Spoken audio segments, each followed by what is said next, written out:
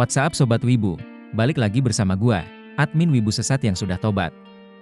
Kali ini, admin akan merangkum alur cerita manga Kimetsu no Yaiba chapter 142, yang merupakan lanjutan dari chapter 140 dan 141 yang telah tayang beberapa waktu yang lalu. Buat sobat yang belum menonton, bisa menontonnya dulu. Pada chapter sebelumnya, cerita berakhir pada adegan di mana Shinobu sang pilar serangga akan berhadapan dengan Doma sang rembulan atas nomor 2. Sepertinya pertempuran hidup dan mati akan berlangsung di chapter 142 ini. Sebelum lanjut, alangkah baiknya Sobat Wibu menekan tombol subscribe, serta menyalakan tombol notifikasinya agar sobat sekalian tidak ketinggalan video rangkuman manga Kimetsu no Yaiba, dan manga lainnya yang admin upload. Oke, tanpa basa-basi, langsung saja kita masuk ke alur cerita manga Kimetsu no Yaiba chapter 142. Chapter 142 ini berjudul Pilar Serangga, Kochou Shinobu, dengan Doma kecil sebagai sampulnya. Chapter ini diawali dengan cerita masa lalu dari Doma. Sejak kecil, aku orang yang cerdas dan baik hati. Aku selalu membantu orang yang membutuhkan dan membuat mereka senang, karena itu tugasku, ucap Doma kecil. Terlihat orang-orang sangat mengagumi dan memuji sosok Doma kecil. Ada pelangi di mata anak ini, rambut putihnya menunjukkan kepolosannya, anak ini spesial.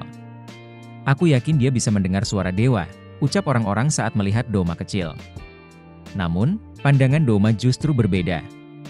Dalam hati Doma berkata, orang tuaku sangat bodoh, bagaimana tidak, mereka bahkan mendirikan sekte pemuja surga membosankan ini. Ternyata Doma hanya mengikuti mereka karena dia merasa kasihan, dan dia tidak pernah sekalipun mendengar suara dewa. Awalnya dia merasa aneh saat segerombolan orang menyembah dan berdoa kepada dia. Orang-orang itu datang menceritakan kemalangan mereka kepada Doma dan memohon agar mereka dituntun ke sorga. Doma menangis, karena menurutnya sorga dan neraka itu tidak ada. Itu hanya dongeng yang dibuat oleh manusia. Dia juga percaya bahwa dewa dan Buddha itu tidak ada, dan menganggap orang-orang tua itu bodoh karena tidak dapat memahami hal sesederhana itu. Menurut Doma, saat kau mati, kau akan kembali ke kekosongan dan tidak merasakan apapun. Dia hanya ingin menyenangkan hati orang-orang itu, karena untuk itulah dia dilahirkan. Demikian sekilas cerita masa lalu dari sang iblis rembulan nomor 2, Doma. Panel lalu berpindah kembali ke pertarungan antara Doma melawan Shinobu. Barusan yang kelima kalinya, dan masih belum ada efek apapun, ucap Doma setelah terkena serangan beracun Shinobu. Racunnya terlihat semakin tidak berefek terhadap Doma. Doma lalu bertanya ada berapa banyak racun yang bisa Shinobu buat dan menyinggung keadaan Shinobu yang terlihat berkeringat dan kesulitan bernafas. Shinobu kelihatan frustasi melihat kekuatan iblis rembulan atas itu.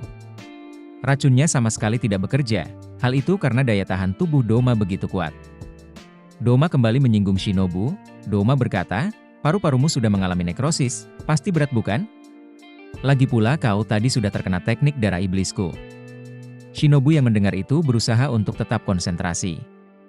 Teknik darah iblis Doma begitu kuat, dia mengubah darah menjadi kabut, lalu menyebarkannya dengan kipasnya. Bahkan bernafas saja sudah berbahaya bagi tubuh Shinobu. Shinobu lalu memasang kuda-kuda menyerang. Dia berencana untuk memberikan racun yang sangat banyak dengan serangan beruntun. Nafas serangga, tarian capung. Shinobu lalu melesat dengan sangat cepat menerjang Doma. Doma tak sempat menghindar. Doma memuji kecepatan Shinobu yang sangat cepat. Dia menganggap Shinobu sebagai pilar tercepat yang pernah dia lawan. Namun tak terduga, Shinobu ternyata juga terkena serangan Doma. Doma lagi-lagi mengejek Shinobu. Harusnya kau cukup memenggal kepalaku daripada meracuniku. Kau mungkin bisa mengalahkanku jika mengandalkan kecepatanmu saja. Belum tentu sih, soalnya tubuhmu kecil sekali, ucap Doma dengan nada mengejek. Shinobu yang mendengar itu mulai terdiam. Dia kembali terbayang akan pertanyaan yang selalu dia tanyakan kepada dirinya. Dalam hati dia berpikir, kenapa tanganku kecil, kenapa aku tidak tumbuh tinggi? Andai aku lebih besar, akankah aku bisa memenggal kepala iblis ini? Menurut Shinobu, semakin besar tangan dan kaki itu akan memberimu keuntungan. Sama halnya dengan Himejima sang pilar batu yang memiliki tubuh yang bagus, semua orang pasti akan merasa lega ketika dia menyelamatkan orang lain. Shinobu kembali teringat perkataan kakaknya. Menurutnya, maksud perkataan terakhir kakaknya adalah bahwa Shinobu akan kalah jika melawan iblis itu. Di saat momen terpuruk itu, tiba-tiba bayangan kakaknya kembali muncul. Kakaknya menyuruhnya untuk berhenti menangis dan memintanya untuk berdiri. Tapi Shinobu yang sedang terluka menjawab, aku kehilangan banyak darah, aku tidak bisa berdiri. Paru-paru kiriku juga sudah hancur, aku tidak bisa bernafas. Lalu dengan tegas kakaknya berkata, itu bukan alasan, berdirilah, pilar serangga Shinobu Kocho. Shinobu terdiam, kakaknya kembali berkata, jika kau sudah bertekad mengalahkan iblis itu, kalahkanlah. Jika kau sudah bertekad untuk menang, menanglah. Menangkanlah walau harus berkorban. Kau sudah berjanji pada Kanao dan aku. Doma yang melihat Shinobu tak berdaya mulai mendekat. Maaf, aku memberikan serangan yang setengah-setengah, kau pasti jadi menderita. Di saat terakhirnya, bayangan kakaknya berkata, Shinobu kau pasti bisa. Teruslah berusaha. Shinobu yang penuh luka, kembali berdiri. Doma terlihat heran menyaksikan Shinobu yang dapat berdiri kembali. Dia bahkan berkata apakah Shinobu benar-benar manusia. Tulang selangka, paru-paru dan tulang rusuknya sudah hancur.